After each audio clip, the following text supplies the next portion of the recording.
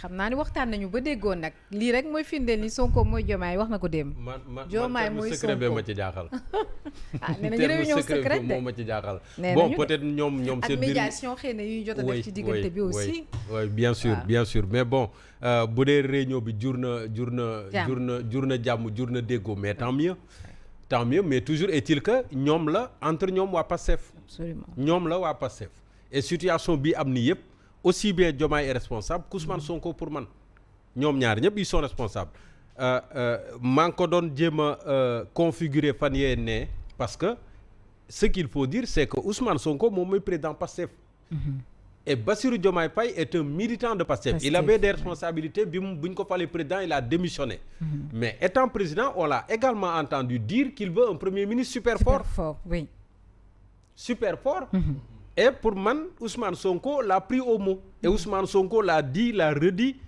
ay buñ ma faloon yàlla rek a xam li tax faluñu ma moo ko wax dégg nañ ko lan la ci tegaat après manque d'autorité dans ce pays kan la doon waxal du président bi Diomaye donc bu demee ba tey jii situation bi am seen diggante réeroo pour nuñ ko mën a gën a yombale mais peut-être ay xuloo la ak yeneen c'est une véritable tension au sein de Pastef et gis nañ ko ñi leen di arbitrer jamono ji mooy la coalition Diomaye président mais il a fallu que président ci boppam Diomaye jël décision ne nañu teggi ndaw si soxna Aïda Mbodj teg fa soxna Aminata Touré. absolument carte gi xaw a commencé leer tuuti pour bopp ñenn ñi nga xam ne ñoo nekk ci mouvance présidentielle. donc démb ñu ne recevoir na moom président le bureau politique disons-le comme ça de Pastef. xëy na ñëpp nekkuñu fa woon. mais bu dee daje boobu jur na ñoom ñaar moom ak Ousmane Sonko ñu mën a au moins ku ci nekk def concession. ba Ousmane Sonko war mën a delluwaat primature mais tant mieux parce que il faut le dire le premier ministre c'est le premier responsable de l'administration. absolument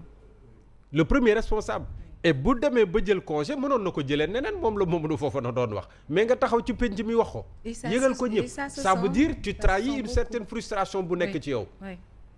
et ça passe difficilement inaperçu. loolu moom ñëpp dañ ciy bàyyi xel. et pour un premier ministre. ci jamono ji Sénégal tollu nii jël des jours de vacances wala des jours de congé quand même pour man ça fait un peu désordre mënoon na gérer tension bi ak Diomaye d'une autre manière comme il aurait pu démissionner wala Diomaye démettre ko et man li ma gis ni xëy na juboo dina am tey mais est-ce que juboo bu sincère lay doon tamit est-ce que dellu na c'est vrai que on dit selon la presse que il a mis fin à ses congés ba dellu na primature démb mais bu fa delloo ci ban ambiance la fa delloo bu fa delloo également est-ce que réactivité est-ce que célérité bi waroon ci gestion wu dossier yi mu nekkee woon est-ce que dina ko continuer ou pas est-ce qu'il ne sera pas davantage surveillé par le président est-ce qu'il ne sera pas un peu faible par rapport ak li Diomaye ne woon je veux un premier ministre super fort est-ce que ce qui nous conduit à nous attendre pour man à d'autres tensions dans le futur connaissant la personnalité d'Ousmane Sonko ak ku xam ni Diomaye mel tamit parce que Diomaye quel que soit alpha woneen di tuuti boppam fan yi est-ce que ñaar ñi dinañu continuer di juboo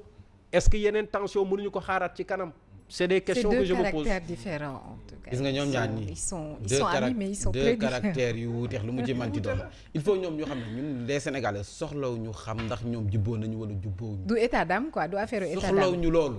gis nga ñoom ñoo tilimal ci biir fóote ko ci mbedd mi weere ko ci mbedd mi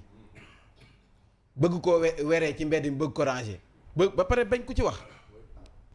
ñoom ñaar ñun les Sénégalais soxlawuñu pour xam ndax ñoom jubboo nañu wala juñu parce que ñoom ñoo ñu jaay duo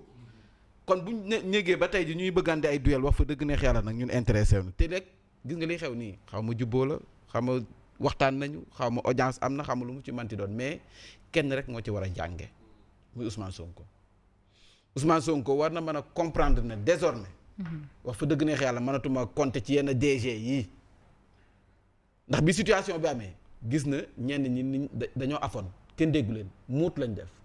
manul compter si yenn militants yi nekk ci réseaux sociaux yi ndax bi situation bi amee nekk ñu lu ci réseaux sociaux yi wax mu jéggi alhamdulilah ñoom ñëpp nekk ay oustaz. peut-être loolu moo tax mu doon wax keroog 8 novembre dina am après 8 novembre. waaw même boo amee après 8 novembre war na ci jàngee ne lee mu doon def terrain meeting bu fekkoon pression la ci jublu gëm naa ne jàllul bu fekkee gëm naa ne jàllul parce que bi fii ñu toll nii kaddu gu mujj gi. moom ameewu ko président Bassirou Diomaye Faye moom moo ko amee ndax bu fekkee ku mu doon junju moo di Abdourahmane Diouf ba tey ministre la tekkeegul ndombal tànkam te tey xam naa ne dina dem ci conseil des ministres bu fekkee ñibbise. danañ fa daje. ah est-ce que jóge na Brésil. ñibbise na suma juumu ñibbise na comme tante bi mu demoon. te li waraloon coow lu muy Aminata Touré ba tey yaakaar naa ne mooy coordonnatrice bi de. donc bu coalition Diomaye kon lépp lu nga xam ne ñoom xatraayu nañ ko ci réseaux sociaux yi ba tey moom moo fi nekk kon moom mu war see jànge ne kàddu gu mujj gi fu mu nekk nii président de la république moom moo ko moom ci biir parteem nag Pastef foofu moom kàddoom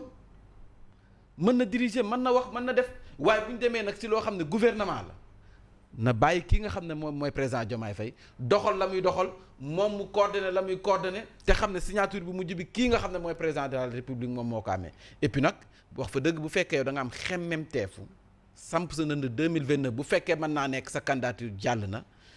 ñu gis ne ci moins de 2 ans yow dénk nañ la nguur dénk nañ la gouvernement situation bi gis nañ ni mu méttee moom wax na ko ñoom ñëpp xam nañ ko gouvernement bi xam nañ ko ne réew mi fi mu toll nii metti na lool waaye yow nun ngay gisee bato buy suux capitaine ba nga xam ne moo yoroon bato ba ne maa ngi dem noppalaku yéen gérer leen seen bopp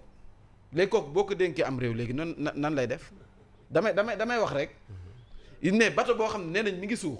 ñëpp xam nañ ko gaal goo xam ne bënnee na fu ne. gaal gu bënnee fu nekk fa réew xam nga loolu il a le plein pouvoir. ça n'a rien à voir avec mais gaal goo xam ne mi ngi bënnee fu ne ñoom ñoo ko wax. gaal gi dafa bënnee fu nekk.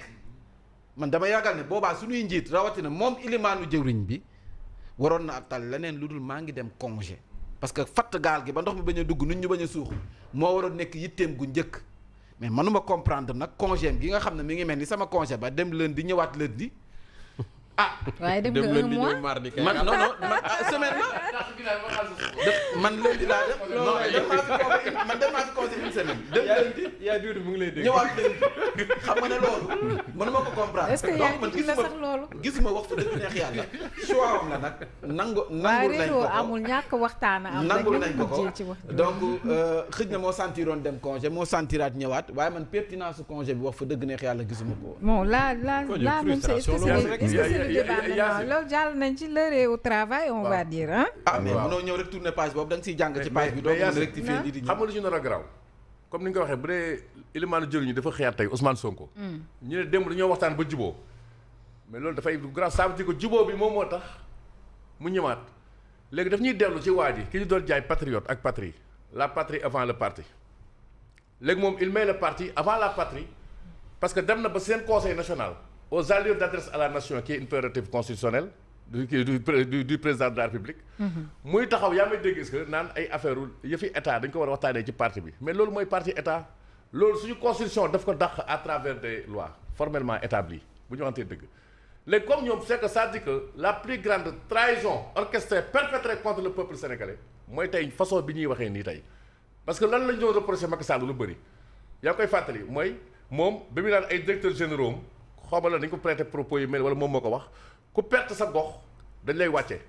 mais tey gis nga ñuy déjà ci tableau bi lu ñu doon jaay appel à candidature mooy Sénégal yu xarañ la ñuy teg ci poste yi bi ñëwee wax yooyu Sénégalais yi ñu ngi koy commencé fàtte sax ay appel à candidature te ñoom ci wàllum nomination il faut pire que ay Ablaye Wade ak ay Macky Sall sax boo xoolee defe nga ne ñenn ñi fi leen teg tey foofu cette place la l'homme qu'il faut être à la place qui est dans ce pays parce que lépp ñoom politique lañu nekkee ak caisse noire yi dinañ ko waxaat parce que keroog mi ngi nappaate naan ba kenn waxati fi caisse noire Ousmane Sonko caisse noire yi dinañ ko wax ba Samba di ci Demba mënuñu nekk ci réew mi ni ñu waaw mënuñu nekk nee na ko Ousmane Samba non dama bëgg wax dinañ ko wax ba Samba caisse noire yi dinañ ko wax ba Samba di ca Demba laa bëgg mënuñu nekk ci réew moo xam ne yéen a ko yóbbu 20e sous-sol nit ñaa ngi dee ak xiif ak mar ngeen yor ay jet privé ni ngi di dee ci inondation yi yaa ngi dégg sax ba koy naan kenn du ko wax kenn du ko fi waxee ñu wax ko fii lenn fi lenn kenn te kenn ne fi kenn alors que ñun ñoo ko bokk dañuy wax dañ koy wax nag dégg yow gis nga caisse noire yi daa la wax dañ koy wax fii du yoon ay premier ministre di traité yenn Samba ngay waxal Samba ngay waxal loolu mu leer rek dégg day wax donc toog ci Diomaye lay wax Ousmane Samba lay waxal kenn xamul nag kan la nag voilà Mamadou Fofana ma samp la laaj rek affaire Azer ay Power EPC bi tas de woo nañ ko tey section de recherche moom it lañu wootee xew oui ce dossier là quand même wax dëgg yàlla jàpp naa ne dossier la bu ñu war a leeral très rapidement parce que ñu dugg ci revue des titres et jàpp naa ne véritablement bu mu nekk nag mbirum ONAS bi déglu Alassane bàyyi yëf ya mu seddaat ba léegi nii amuñu benn feedback wala amuñu leneen loo xamante ne nii mun nañ ko téye ci lu jëm ci mbirum ONAS mbirum Azer bii nii dafa soxal sénégalais yi suñu 37 milliards moom nañuy laaj fan la dugg te loolu tey bu député bu mel ni Thierno Alassane Sall taxawee war ko mun a porter et ñi ko doon xaar ci ñi nga xam ne ñoo am majorité pour ñu leeral li nga xam ne moom mooy xaalisu sénégalais yi kon jàpp naa ne kon la war moom mooy mbir yi ñu accélérer ko évidemment ñu xam fan la dëgg bi féete Thierno jël na fi dagg billet dem Espagne Thierno dem ne dans les villages les plus reculés yi nga xam ne projet bi da leen concerné donc il est véritablement temps pour ñu xam fan la wàññante di mujjee ki gëtam et que vivement tey jii nii muy di la vérité puisse jaillir parce que nag tamit sa waay mënuñu di wax benn scandale boobu ba léegi ñu ngi koy topp di wax ñit ñee ngi ciy topp Thierno Alassane Sall bind na président assemblée nationale pour ñu def commission d'enquête parlementaire tontu wuñ ko Pape Djibril Fall ainsi de suite donc il est temps véritablement nag que la justice taxaw pour mën a leeral sénégalais yi lan moo am ci mbirum 37 milliards yi jeex na tàkk nag maam Mbaye jërëjëf ay ta sa waay kon doxalam